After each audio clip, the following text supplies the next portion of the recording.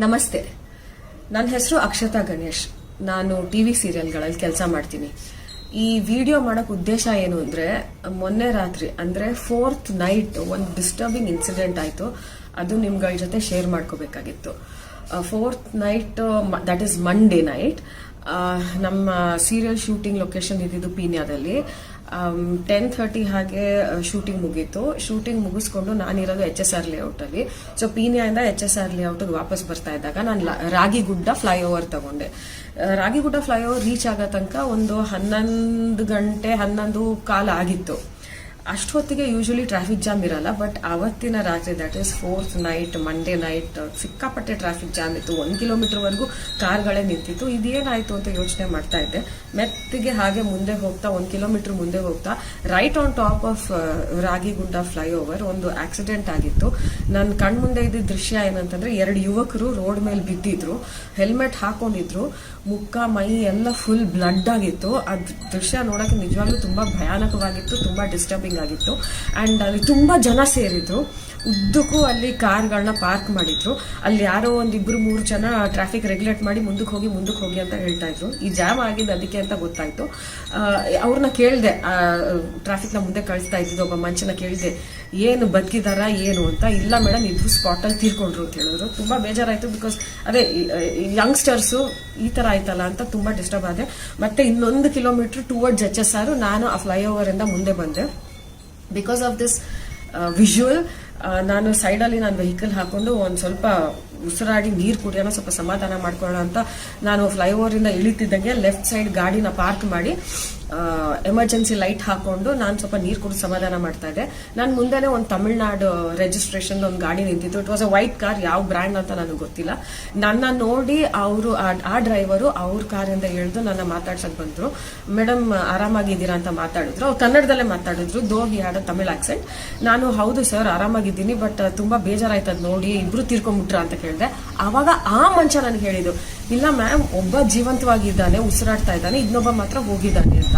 ಅಯ್ಯೋ ದೇವ್ರೆ, ಹಾಗಾದ್ರೆ ನಾನು ಇವಾಗ ರಿಕ್ವೆಸ್ಟ್ ಮಾಡ್ಕೊಂಡೆ, ಸರ್ ಒಬ್ಬ ಜೀವಂತವಾಗಿದ್ದಾನೆ ಅಂತಂದ್ರೆ ನನಗೆ ಸಪೋರ್ಟ್ ಮಾಡ್ತೀರಾ ಸರ್, ಅವನಾದ್ರೂ ಆಸ್ಪತ್ರೆಗೆ ಸೇರ್ಸೋಣ, ಇದು ಯಾಕೆಲ್ಲ ಜನ ನೋಡ್ಕೊಂಡು ನಿಂತಿದ್ದಾರೆ ಅಂತ ಹೇಳಿದೆ. ಅದಕ್ಕೆ ಅವರು ಹೇಳಿದ್ರು, ಇವಾಗ ನಾವು ಆಗ್ಲೇ ಫ್ಲೈಓವರ್ ಇಂದ ಇಳಿದು ಬಂದ್ಬಿಟ್ಟಿದೀವಿ HSR ಗೆ ಹೋಗಿದ್ದು. ನಾವು ಮತ್ತೆ ಆ ಸ್ಪಾಟ್ಗೆ ಹೋಗ್ಬೇಕಂತಂದ್ರೆ ಫುಲ್ ಸೀದಾ ಮುಂದೆ ಹೋಗಿ ಡಿವೈಡರ್ ಎಲ್ಲ ಎಂಡ್ ಆಗುತ್ತೆ ಅಲ್ಲಿ ಯೂ ಟರ್ನ್ ತಗೊಂಡು ಮತ್ತೆ ಸುತ್ತಿ ಬಳಸಿ ರಾಗಿಗುಡ್ಡ ಫ್ಲೈಓವರ್ ಪಾಯಿಂಟ್ ಬಂದು ಅಲ್ಲಿಂದ ಮತ್ತೆ ಆ ಟ್ರಾಫಿಕ್ ಜಾಮ್ ಎಲ್ಲ ದಾಟ್ಕೊಂಡು ಇಲ್ಲಿಗೆ ಬರಬೇಕು. Time wise, distance wise and traffic jam consider ಮಾಡಿದ್ರೆ ಅದು ನಾನು ವಾಪಸ್ ಆ ಸ್ಪಾಟ್ಗೆ ಹೋಗೋಕೆ ಇನ್ನೊಂದು 1 hour ಅಂತೂ ಆಗ್ತಿತ್ತು. ಸೊ ನಾನು ಅದೇನ್ ತಲೆ ಕೆಟ್ಟಿದ ಐಡಿಯಾನೋ ಸ್ಟುಪಿಡ್ ಐಡಿಯಾನೋ, ಬಟ್ ನಾನು ಅವ್ರಿಗೆ ಹೇಳಿದೆ, ಸರ್ ಒನ್ ವೇನಲ್ಲೇ ವಾಪಸ್ ಇಲ್ಲೇ ಯೂ ಟರ್ನ್ ಹಾಕೊಂಡು ಹೋಗೋಣ, ಅಟ್ಲೀಸ್ಟ್ ಆಕ್ಸಿಡೆಂಟ್ ಸ್ಪಾಟ್ಗೆ ಹೋಗಿ ಇನ್ನೊಬ್ಬನಾದ್ರೂ ಹಾಸ್ಪಿಟಲ್ಗೆ ಸೇರ್ಸೋಣ ಅಂತ. ಇವ್ರು ಹೇಳಿದ್ರು ತುಂಬಾ ದೊಡ್ಡ ರಿಸ್ಕ್ ಆಗುತ್ತೆ ಒನ್ ವೇನಲ್ಲಿ ಹೋಗೋದು, ಬಿಕಾಸ್ ಆಪೋಸಿಟ್ ಇಂದ ಬರ್ತಾ ಇರೋ ಕಾರ್ಸ್ ಎಲ್ಲ ಸ್ಪೀಡ್ ಅಲ್ಲಿ ಬಂದು ನಮ್ಗೆ ಆಕ್ಸಿಡೆಂಟ್ ಆಗ್ಬೋದು ಅಂತ.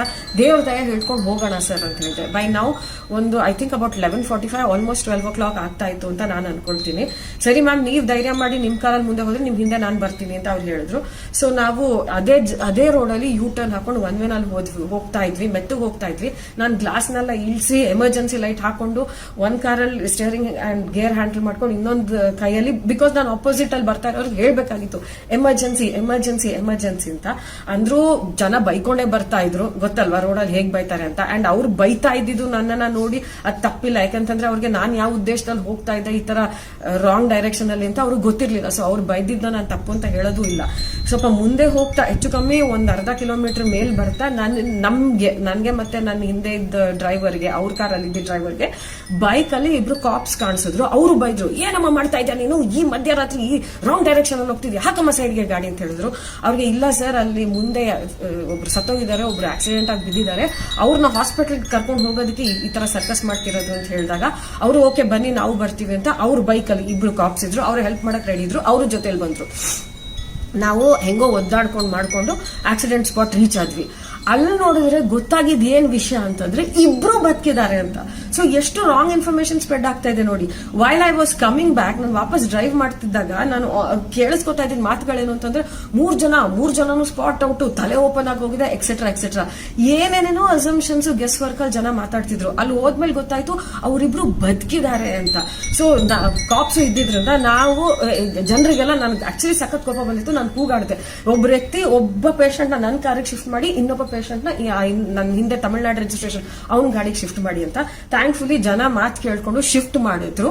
ಅಂಡ್ ಈ ಗಲಾಟೆನಲ್ಲಿ ನಾ ಡಿಸ್ಟರ್ಬ್ ಆಗಿದ್ದನ್ನ ಎಲ್ಲ ನೋಡಿದ್ರು. ಸೊ ಒಬ್ಬ ಮನುಷ್ಯ, ಆತನ ಹೆಸರು ಮಂಜು ಅಂತ, ಆತ ಮುಂದೆ ಬಂದ and he volunteered to drive my car. ಅವ್ರು ಹೇಳಿದ್ರು, ಮೇಡಮ್ ನೀವು ಪಕ್ಕದಲ್ಲಿ ಕೂತ್ಕೊಳ್ಳಿ, ನಾನ್ ಬೇಕಾದ್ರೆ ಡ್ರೈವ್ ಮಾಡ್ತೀನಿ ಅಂತ. ಅದೊಂದು ಖುಷಿ ಆಯ್ತು, ಸ್ವಲ್ಪ ನೆಮ್ಮದಿ ಆಯ್ತು. ಸೊ ಅವ್ರಿಗೆ ನಾನು ಕೀ ಕೊಟ್ಟೆ, ಅವ್ರು ಡ್ರೈವ್ ಮಾಡ್ತಾ ಇದ್ರು. ಹಿಂದೆ ನಾವು ಹಾಕಿದ ಮನುಷ್ಯ ಹಿಂಗ್ ಬೀಳ್ತಾ ಇದ್ದ, ಅವನು ಕಾನ್ಶಿಯಸ್ ಅಲ್ಲಿ ಇರ್ಲಿಲ್ಲ ಆ ಪೇಷಂಟ್. ಸೊ ಅವನನ್ನ ನನ್ನ ಕಾರ್ ಸೀಟ್ ನ ಹಿಂದೆ ತಳ್ಕೊಂಡು ಆತನ ಹಿಂಗ್ ಹಿಡ್ಕೊಂಡು ನಾನು ನಮ್ ಕಾರ್ ನಾವು ಡ್ರೈವ್ ಮಾಡಿದ್ವಿ, ತಮಿಳ್ನಾಡು ರಿಜಿಸ್ಟ್ರೇಷನ್, ಅವ್ರ ಕಾರ್ ಅವ್ರು ಡ್ರೈವ್ ಮಾಡಿದ್ರು.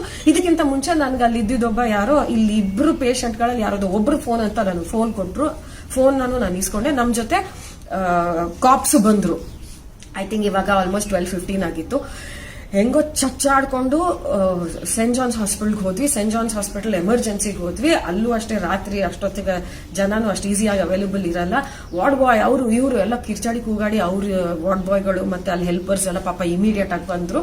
ಇವರಿಬ್ರು ಪೇಷಂಟ್ಸ್ ನ ನಾವು ಸ್ಟ್ರೆಚರ್ಗೆ ಹಾಕಿ ಅಲ್ಲಿಂದ ಅವರು ಹಾಸ್ಪಿಟಲ್ ಒಳಗಡೆ ಹೋದ್ರು. ಅಲ್ಲಿದ್ದ ಪೊಲೀಸಿಗೆ ನನ್ನ ಹತ್ರ ಇತ್ತಲ್ಲ ಒನ್ ಆಫ್ ದ ಪೇಷಂಟ್ಸ್ ಆ ಫೋನ್ ನ ಕೊಟ್ಬಿಟ್ಟು ರಿಲೇಟಿವ್ಸ್ ಫೋನ್ ಮಾಡಿ ಇನ್ಫಾರ್ಮ್ ಮಾಡಿ ಅಂತ ಹೇಳಿದೆ. ನಾನು ಅಲ್ಲಿಂದ ಅದೇ ನನ್ನ ಕಾರ್ನ ಡ್ರೈವ್ ಮಾಡಿದ್ದು ಮಂಜು ಅವರು, ಅವ್ರನ್ನ ವಾಪಸ್ ಫ್ಲೈಓವರ್ಗೆ ಹೋಗಿ ಅಲ್ಲಿ ಅವ್ರನ್ನ ಡ್ರಾಪ್ ಮಾಡಿದೆ. ಬಿಕಾಸ್ ಅವ್ರ ಬೈಕ್ ತಗೊಳ್ಬೇಕಾಗಿತ್ತು. ಅಲ್ಲಿಂದ ನಾನು ಮನೆಗೆ ಬಂದೆ. ಇಷ್ಟೊತ್ತು ನಾನು ಮನೆಗೆ ಬಂದು ರೀಚ್ ಆಗೋ ತನಕ ಅಬೌಟ್ 1:30 ನೈಟ್ ಆಗಿತ್ತು. ಅದೇ ಆಮೇಲೆ ರೆಸ್ಟ್ ಮಾಡಿದೆ ನಾನು. ಬಟ್ ಆಬ್ವಿಯಸ್ಲಿ ತುಂಬಾ ಡಿಸ್ಟರ್ಬ್ ಆಗಿದೆ. ನಿನ್ನೆ ಬೆಳಗ್ಗೆ ಮತ್ತೆ ನಾನು ಸೆಂಟ್ ಜಾನ್ಸ್ಗೆ ಹೋದೆ. ಬಿಕಾಸ್ ನನಗೆ ಇದು ಯಾರು ಏನು ಎತ್ತ ಅಂತ ಗೊತ್ತಾಗಬೇಕಾಗಿತ್ತು. ಅಲ್ಲಿ ಹೋದ ಮೇಲೆ ನನಗೆ ಗೊತ್ತಾಯ್ತು, ಇವರಿಬ್ರು ಹುಡುಗರು, ಒಬ್ಬ ನಾಗಾಲ್ಯಾಂಡ್ ಇಂದ, ಅವನ ಹೆಸರು ಒಕ್ಕ ಅಂತ, ಇನ್ನೊಬ್ಬ ಅಸ್ಸಾಂ ಎನ್ನ ಹುಡುಗ, ಅವನ ಹೆಸರು ಅಮ್ಮನ್ ಅಂತ. ಅವ್ರಿಲ್ಲ ನಮ್ಮ ಸರ್ಜಾಪುರದಲ್ಲಿ ಯಾವುದೋ ಒಂದು ರೆಸ್ಟೋರೆಂಟ್ ಅಲ್ಲಿ ಕಿಚನ್ ಅಲ್ಲಿ ಕೆಲಸ ಮಾಡ್ತಾರೆ, ಮತ್ತೆ ವೇಟರ್ ಆಗಿ ಕೆಲಸ ಮಾಡ್ತಾರೆ ಅಂತ ಗೊತ್ತಾಯ್ತು. ಅಮ್ಮಂದು ಒಬ್ಬ ರಿಲೇಟಿವ್ ಅಲ್ಲಿ ಇದ್ದ ಹಾಸ್ಪಿಟಲ್ ಅಲ್ಲಿ. ನನ್ನ ಒಳಗಡೆ ಪೇಷಂಟ್ ನ ನೋಡಕ್ ಬಿಟ್ಟಿಲ್ಲ, ಬಿಕಾಸ್ ಇಬ್ರು ಎಮರ್ಜೆನ್ಸಿನಲ್ಲಿ ಇದ್ರು. ಈಚೆ ಅಮ್ಮಂದು ರಿಲೇಟಿವ್ ಒಬ್ರು ಬಂದು ನನ್ನ ಜೊತೆ ಮಾತಾಡಿದ್ರು. ಫಸ್ಟ್ ನಂಗೆ ಥ್ಯಾಂಕ್ಸ್ ಎಲ್ಲ ಹೇಳಿದ್ರು. ನನ್ಗೆ ಹೇಳಿದ್ರೆ ಥ್ಯಾಂಕ್ಸ್ ಎಲ್ಲ ಬೇಡ, ಪೇಷಂಟ್ ಹೇಗಿದ್ದಾರೆ ಅಂತ. ಅಮ್ಮನ್ಗೆ ಜ್ಞಾನ ಬಂದಿತ್ತಂತೆ, ಬಟ್ ಅವನಿಗೆ ಸಿಕ್ಕಾಪಟ್ಟೆ fractures, shoulder dislocation, rip fracture, ಇಲ್ಲಿ ಕಟ್ಟು ಎಲ್ಲ ಆಗಿದೆ. ಆಬ್ವಿಯಸ್ಲಿ ಅವ್ನು ಬೆಡ್ಡಿಂದ ಎದ್ದೇಳಕ್ ಆಗಲ್ಲ, ಬಟ್ ಸ್ವಲ್ಪ ಮಾತಾಡ್ತಾ ಇದ್ದಾನೆ ಅಂತ ಗೊತ್ತಾಯ್ತು. ಒಕ್ಕ ಅನ್ನೋನು, ಅವನಿಗೆ ಬ್ರೈನ್ ನಲ್ಲಿ ಬ್ಲಡ್ ಬ್ಲೀಡಿಂಗ್ ಆಗಿ ಅದು ಕ್ಲಾಟ್ ಆಗಿ ಅಲ್ಲೇ ಇದೆ. ಹಾಗಾಗಿ ಅವನಿಗೆ ಎಚ್ಚರ ಆಗಿರ್ಲಿಲ್ಲ. ಇವತ್ತು ಬೆಳಗ್ಗೆನೂ ನಾನು ಕಾಲ್ ಮಾಡಿ ಕೇಳಿದಾಗ ಅವನಿಗೆ ಇನ್ನೂ ಸೆನ್ಸಸ್ ಬಂದಿಲ್ಲ ಅಂತ ನನಗೆ ಗೊತ್ತಾಗಿತ್ತು. ಅವನ ರಿಲೇಟಿವ್ ಬಂದಿದ್ದಾರೆ. ಈಗ ದೇವ್ರ ಇಚ್ಛೆ, ಅವರಿಬ್ರು ಹುಡುಗರು ಪಾಪ ಯಂಗ್ಸ್ಟರ್ಸ್, ಅವ್ರು ಚೆನ್ನಾಗಾಗ್ಲಿ, ರಿಕವರ್ ಆಗ್ಲಿ ಅಂತ ನಾನು ಕೇಳ್ಕೊತೀನಿ. ಬಟ್ ನನಗೆ ತುಂಬಾ ಹರ್ಟ್ ಆಗಿರೋ ವಿಷಯ ಏನು ಅಂತಂದ್ರೆ, ಅಲ್ಲಿ ಆಕ್ಸಿಡೆಂಟ್ ಆಗಿ 1 hour ಆಯ್ತು. ಅಷ್ಟೊಂದು ಜನ ಇದ್ರು, ಗಾಡಿಗಳೆಲ್ಲ ಸೈಡಲ್ಲಿ ನಿಲ್ಲಿಸ್ಕೊಂಡಿದ್ರು, ಡಿಸ್ಕಷನ್ನೇ ಮಾಡ್ತಾ ಇದ್ರು. ಏನಕ್ಕೆ ಅವರು ಈ ಪೇಷಂಟ್ಸ್ ನ ತಮ್ಮ ಕಾರಲ್ಲಿ ಕರ್ಕೊಂಡು ಹಾಸ್ಪಿಟಲ್ಗೆ ಸೇರಿಸಿಲ್ಲ? ಈಗ ನಾನು ಅಲ್ಲಿ ಹೋದಾಗ ಸೆಂಟ್ ಜಾನ್ಸ್ ಹಾಸ್ಪಿಟಲ್ ಹತ್ರದಲ್ಲಿ ಇದೆ ಅಂದ್ರು, ಇವ್ರನ್ನ ಹಾಕಬಹುದು ಅಂತಂದ್ರು. ನನಗೆ ಅಡ್ವೈಸ್ ಕೊಟ್ರಲ್ಲ, ಅವರೇ ಏನಕ್ಕೆ ಅದು ಮಾಡಿಲ್ಲ? ಬೇರೆ ಜನಗಳು ಏನಕ್ಕೆ ಅದು ಮಾಡಿಲ್ಲ? ಭಯ ಏನು ಅವ್ರಿಗೆ? ಇದೇನಾದ್ರೂ ಪೊಲೀಸ್ ಕೇಸ್ ಆಗಿ ಅವ್ರ ತೊಂದರೆಗೆ ಸಿಕ್ಕಾಕೊಳ್ತಾರೆ ಅಂತಾನ, ಅಥವಾ ಇವ್ರ ಜವಾಬ್ದಾರಿ ತಗೊಳಕ್ ಇಷ್ಟ ಇಲ್ಲ ಅಂತಾನ, ಅಥವಾ ನಮಗೆ ಯಾಕೆ ಬೇಕು ಅಂತಾನ, ಏನು ಅಂತ ನನಗೆ ಇನ್ನೂ ಅರ್ಥ ಆಗಿಲ್ಲ. ಆಕ್ಸಿಡೆಂಟ್ ಆಗಿ 1 hour ತನಕ ಆಂಬ್ಯುಲೆನ್ಸ್ ಫೋನ್ ಮಾಡಿದ್ರಂತೆ, ಆಂಬ್ಯುಲೆನ್ಸ್ ಬಂದಿರಲಿಲ್ಲ. ಇವಾಗ ಆಂಬ್ಯುಲೆನ್ಸ್ ಏನಕ್ಕೆ ಬಂದಿಲ್ಲ, ಅದೆಲ್ಲಿ ಹೋಗಿತ್ತು, ಇದನ್ನ ನಾನು ಕ್ವಶನ್ ಮಾಡಲ್ಲ. ಯಾಕೆಂತಂದ್ರೆ ಸಿಸ್ಟಮ್ ನ ಪ್ರಶ್ನೆ ಮಾಡೋ ಬದಲು ನಾವಾಗಿ ಏನ್ ಮಾಡ್ಬೋದು ಅಂತ ಯೋಚನೆ ಮಾಡೋದು, ಮತ್ತೆ ನಾವು ಮಾಡೋದು ಮುಖ್ಯ ಆಗುತ್ತೆ ಅಂತ ನಾನು ಅನ್ಕೊಳ್ತೀನಿ. ಸೊ ಅಲ್ಲಿ ನಾನ್ ಬಂದು 1 hour ಗಿಂತ ಮುಂಚೆನೆ ಆಕ್ಸಿಡೆಂಟ್ ಆಗಿದೆ. ನಾನು ಕೆಳಗೆ ಹೋಗಿ ಒಂದು 1/2 hour ಆಗಿದೆ. ಅಲ್ಲಿ ವೇಟ್ ಮಾಡಿ ನಾನು ಇನ್ನೊಬ್ಬರ ಜೊತೆ ಮಾತಾಡಿ ಮತ್ತೆ ರಿಟರ್ನ್ ಮಾಡ್ಕೊಂಡು ಬರೋಕೆ 45 minutes ಆಗಿದೆ. ಆಲ್ಮೋಸ್ಟ್ 2.5 hours ಅವರಿಬ್ರು ಹುಡುಗರು ರೋಡಲ್ಲೇ ಬಿದ್ದಿದ್ದಾರೆ. ನೋಡ್ಕೊಂಡು ನಿಂತ್ಕೊಂಡು ಡಿಸ್ಕಷನ್ಸ್ ಮಾಡ್ತಾ ಇದ್ದಾರೆ. ಏನಕ್ಕೆ? ಅಟ್ಲೀಸ್ಟ್ ಇವ್ರನ್ನ ಕಾರಲ್ಲಿ ಶಿಫ್ಟ್ ಮಾಡಿ ಒಂದು ಹಾಸ್ಪಿಟಲ್ ಸೇರಿಸಿದ್ರೆ, let the experts decide what to do. Medical care, doctors attention ಸಿಕ್ಕಿದ್ರೆ, ಒಂದು ಹಾಸ್ಪಿಟಲ್ಗೆ ಅಂತ ಅವ್ರನ್ನ ಸೇರಿಸಿದ್ರೆ, ಅಲ್ಲಿ ಬೇಕಾಗಿರೋ ಎಕ್ವಿಪ್ಮೆಂಟ್ಸ್ ಆದ್ರೂ ಇರುತ್ತೆ. ಆಕ್ಸಿಜನ್ ಸಿಲಿಂಡರ್ ಇರುತ್ತೆ, ಇಂಜೆಕ್ಷನ್ಸ್ ಇರುತ್ತೆ, ಮೆಡಿಕೇಶನ್ ಇರುತ್ತೆ, ಮೆಡಿಕಲ್ ತಜ್ಞರು ಇರ್ತಾರೆ. ಅವ್ರಿಗೆ ಇವ್ರನ್ನ ಹೆಂಗ್ ಉಳಿಸ್ಕೋಬಹುದು ಅಂತ ಗೊತ್ತಾಗುತ್ತೆ. ಆಮೇಲೆ ಅವ್ರು ಉಳಿತಾರೋ ಬಿಡ್ತಾರೋ ದೈವ ಇಚ್ಛೆ, ಅವ್ರ ಹಣೆ ಬರ. ಬಟ್ ನಾವು ಫಸ್ಟ್ ಸ್ಟೆಪ್ ತಗೊಳ್ದೇ ಇದ್ರೆ ಹೇಗೆ? ಆಂಬ್ಯುಲೆನ್ಸ್ ಬರುತ್ತೆ ಅಂತ ವೇಟ್ ಮಾಡ್ಕೊಂಡು ಎಷ್ಟೊತ್ತು ಅಂತ ವೇಟ್ ಮಾಡೋದು? ಸ್ಟ್ಯಾಟಿಸ್ಟಿಕ್ಸೇ ಹೇಳುತ್ತೆ ಎಷ್ಟೊಂದು ಜನ ಇಮಿಡಿಯೇಟ್ ಮೆಡಿಕಲ್ ಕೇರ್ ಸಿಗದೇನೆ ಸತ್ತೋಗ್ತಾರೆ ಅಂತ. ಯಾಕೆ ನಮ್ದಿನ್ನೂ ಮೈಂಡ್ ಸೆಟ್ ಚೇಂಜ್ ಆಗಿಲ್ಲ? ಪ್ಲೀಸ್ ಜನರನ್ನ ನಾನು ಕೇಳ್ಕೊಳ್ಳೋದಿದೆ, ನಾವು ಏನು ಗ್ರೇಟ್ ಏನು ಮಾಡೋದ್ ಬೇಕಾಗಿಲ್ಲ, ಜಸ್ಟ್ ಬೇಸಿಕ್ ಇವ್ರನ್ನ ಕರ್ಕೊಂಡು ಹೋಗಿ ಹಾಸ್ಪಿಟಲ್ಗೆ ಸೇರ್ಸೋಣ. ಅದಾದ್ಮೇಲೆ the hospital will take care. ಇಷ್ಟು ಹೇಳಿ ನನ್ನ ಮಾತನ್ನ ಮುಗಿಸಕ್ಕೆ ಇಷ್ಟಪಡ್ತೀನಿ. Thank you.